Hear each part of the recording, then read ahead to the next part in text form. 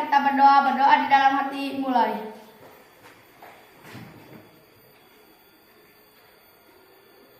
Doa selesai. Beri salam.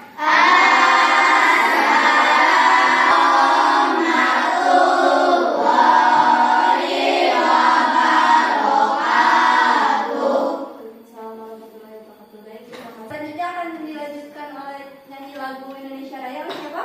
Saya Bu. Silahkan.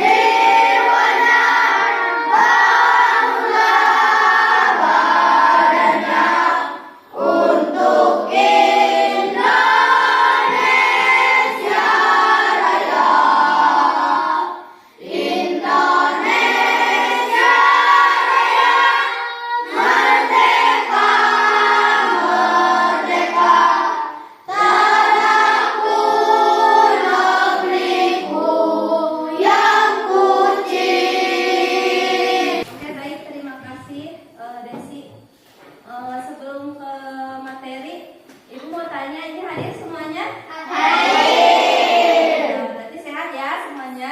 Sehat. Siap belajar? Siap. Boleh dibuka bukunya.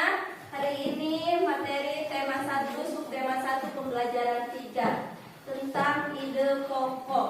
Sebelumnya tujuan pembelajaran ini agar kalian mengetahui tentang ide pokok, cara menentukan ide pokok dan menjelaskan tentang ide pokok. Pembelajaran sebelumnya sudah dijelaskan tentang ide pokok? Sudah.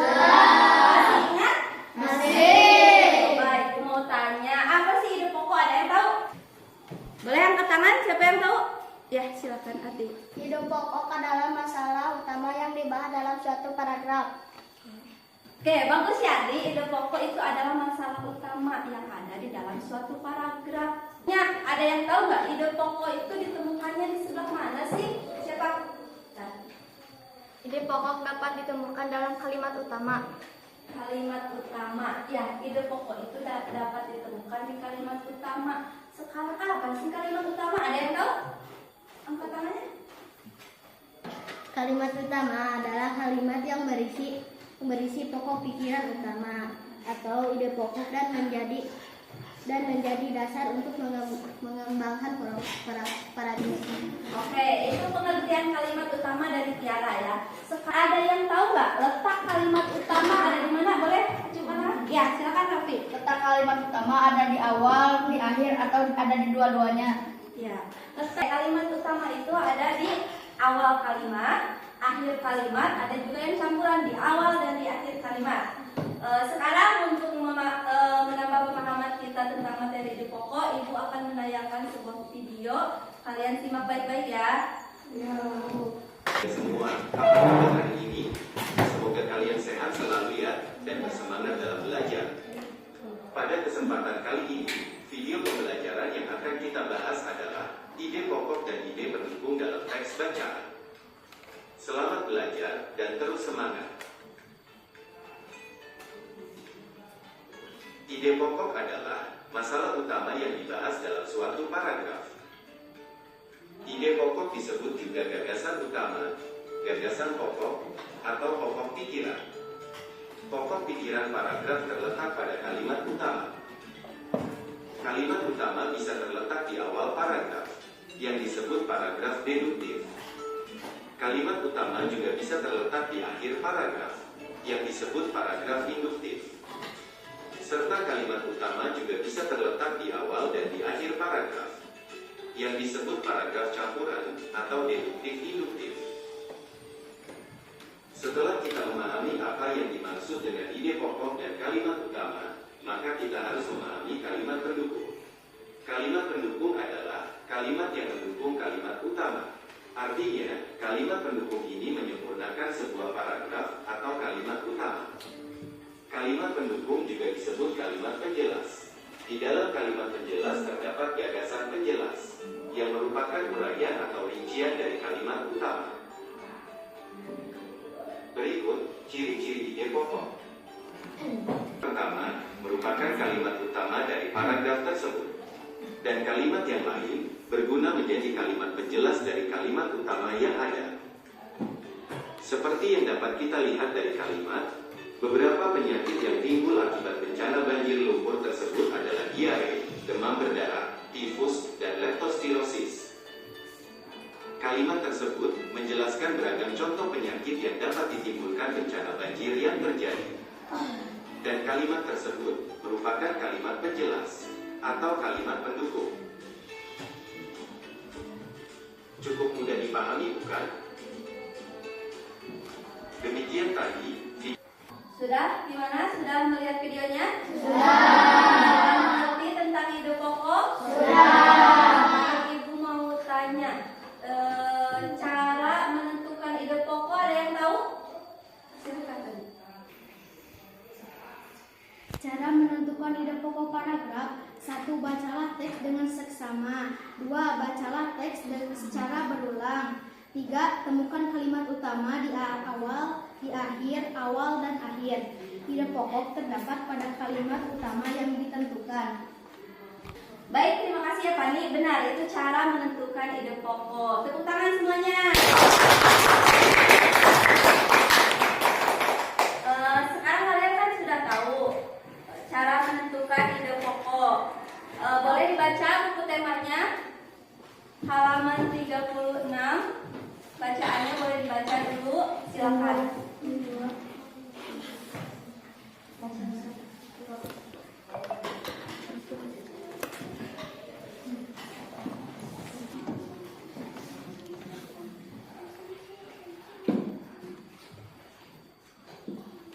Sudah membacanya? Sudah. Sekarang tugas kalian berkelompok mencari tiap paragraf itu mana ide pokoknya. Boleh ketua kelompoknya maju ke depan?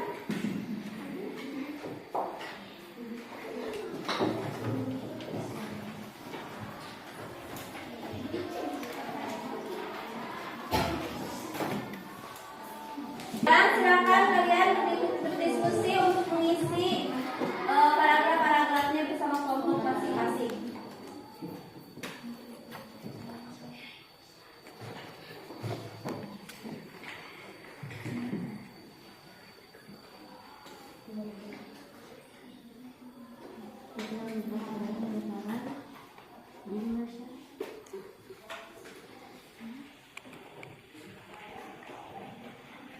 Boleh saya bertanya? Iya, kenapa, Sofi? Yang kalimat utama sudah ditulis semua. Untuk kalimat utama harus ditulis semua. Kalau itu pokok hanya ditulis saja. Dibaca lagi ya teksnya, Sofi. Dan mengerjakannya? Sudah. Oke, kalau sudah, sekarang masing-masing kelompok presentasi satu kelompok satu paragraf. Ada yang mau menjelaskan? Kelompok saya, Bu. Silakan, kelompok. Indonesia negara kepulauan yang terletak di garis khatulistiwa. Indonesia memiliki dataran tinggi, dataran rendah, dan perairan. Ide pokoknya adalah Indonesia adalah negara kepulauan. Oke, baik, kelompok 4. Itu ide pokoknya ada yang sama semuanya? Sama. Oke, bagus. Bagus ya untuk kelompok 4. Tepuk tangan dulu. Oke, selanjutnya untuk paragraf kedua, kelompok mana yang mau? Kelompok saya, Bu. Oke, silakan kelompok kita. Dataran rendah adalah dataran yang memiliki ketinggian 0 sampai 200 meter di atas permukaan laut. Hampir semua ibu kota provinsi di Indonesia terletak di dataran rendah. Tumbuhan di dataran rendah adalah padi, palawija, dan tebu. Pokoknya adalah dataran rendah adalah dataran yang memiliki ketinggian 0 sampai 200 meter. Oke, itu ide pokok paragraf kedua dari kelompok 3. Betul semuanya? Betul. Oke, tepuk tangan dulu untuk kelompok 3. Selanjutnya, paragraf ketiga. Oleh kelompok siapa? Kelompok saya, Bu. Oke, silakan. Wilayah pantai termasuk dataran rendah. Indonesia memiliki banyak pantai karena negara kita terdiri atas ribuan pulau. Tumbuhan di wilayah pantai adalah kelapa, bakau, dan ganggang. Ide pokok dari paragraf ketiga adalah wilayah pantai termasuk dataran rendah. Oke, baik kelompok 2. Sama jawabannya? Sama. Sekarang berikan tepuk tangan untuk kelompok 2. Selanjutnya, paragraf keempat. Kelompok 1, silakan. Dataran tinggi adalah dataran luas dengan ketinggian lebih dari 200 meter di atas permukaan laut. Beberapa dataran tinggi di Indonesia adalah dataran Tengger, dataran tinggi Alas Aceh, dan dataran tinggi Bone Sulawesi Selatan. Jenis tumbuhan di dataran tinggi adalah teh, kopi, cengkeh, buah-buahan, dan sayuran. Dan ide pokoknya dataran tinggi adalah daratan luas dengan ketinggian lebih dari 200 meter. Oke, itu dari kelompok 1. Sama jawabannya? Sama. Tepuk tangan dulu untuk kelompok 1. Oke, tadi kalian sudah bisa menentukan ide pokok. Selanjutnya, kalian silakan kembangkan informasi dari ide pokok tersebut bersama kelompok kalian. Boleh dibawa ini ya.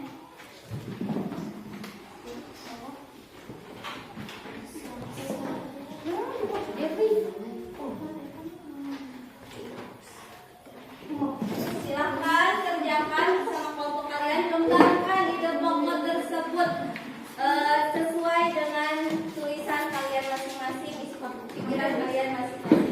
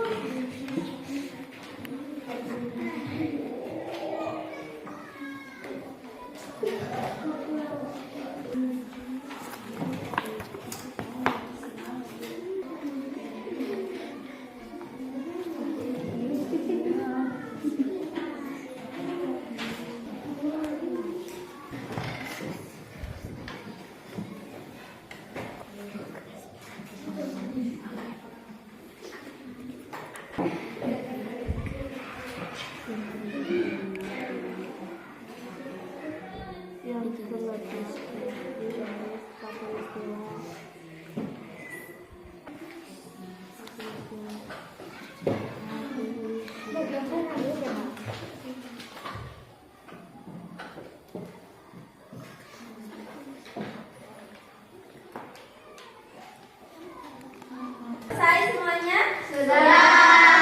Oke, kalau sudah, Ibu minta satu kelompok ke depan untuk menjelaskan. Kelompok siapa yang ke depan? Kelompok saya, Bu. Oke, silakan kelompok 3 ke depan. Kami dari kelompok 3 akan menjelaskan tentang pengembangan informasi dan ide pokok. Indonesia merupakan negara kepulauan terbesar di dunia. Adapun pulau utama di Indonesia seperti Kalimantan, Jawa, Sulawesi, Sumatera, dan Papua. Pulau-pulau tersebut memiliki penampakan alam berupa dataran rendah dan dataran tinggi. Dataran rendah adalah hamparan luas tanah dengan ketinggian sampai dengan 200 Dataran rendah adalah hamparan luas tanah dengan ketinggian sampai dengan 200 mdpl yang wilayahnya sering dijadikan tempat pertanian. Selain itu, ada beberapa tumbuhan yang cocok dibudidayakan di daerah dataran rendah. antara lain buah-buahan dan sayuran. Pantai termasuk dataran rendah karena memiliki ketinggian tanah kurang dari 200 meter dari permukaan laut. Di Indonesia banyak dijumpai pantai seperti Pantai Timur Sumatera, Pantai Utara Jawa, Pantai Selatan Kalimantan, Irian Jaya bagian barat, dan lain-lain. Sedangkan dataran tinggi merupakan dataran yang terletak pada ketinggian di atas 200 mdpl, yang wilayahnya seperti dataran tinggi Dekan, dataran tinggi Gayo, dataran tinggi Dieng, dataran tinggi Malang, dan dataran tinggi Jalan. Adapun jenis tumbuhan di antara tinggi adalah teh, kelapa, kakao, cengkeh, buah-buahan, dan sayuran. Ada beberapa jenis tumbuhan lain yang tumbuh di dataran tinggi dan dataran rendah. Tumbuhan yang hidup di dataran rendah diantaranya adalah kelapa sawit dan berbagai jenis bunga. Sedangkan tumbuhan lain yang hidup di dataran tinggi adalah damar dan pinus. Sekian dari penjelasan kelompok kami.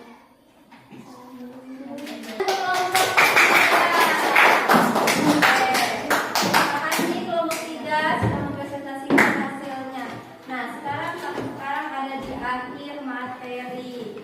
Tadi kalian udah mempelajari tentang apa? Ide pokok. Udah tahu cara mencarinya?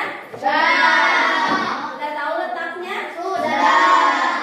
Sekarang ibu minta untuk kesimpulan pembelajaran hari ini, ada yang mau menjelaskan? Siapa? Silakan Aljaina. Ide pokok bacaan adalah masalah utama yang dibahas dalam satu paragraf. Fungsinya menjelaskan inti dari suatu paragraf. Cara menentukan ide pokok: baca seluruh paragraf, baca berulang-ulang, temukan kalimat utama. Oke, baik, tepuk tangan untuk Aljaina. Ya, jadi ide pokok itu adalah masalah utama dalam suatu paragraf. Fungsinya untuk menjelaskan apa sih masalah utama yang ada di paragraf tersebut. Biasanya letaknya ada di kalimat utama. Cara mencarinya, kalian baca dengan teliti. Kalau belum ketemu, baca ulang berulang kali. Nah, biasanya letaknya ada di kalimat utama, begitu ya.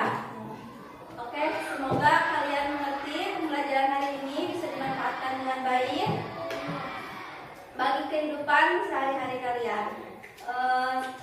Terima kasih semuanya. Pembelajaran hari ini selesai. Untuk penutup, mari kita berdoa. Silakan dipimpin doanya. Sebelum pulang, marilah kita berdoa di dalam hati. Mulai.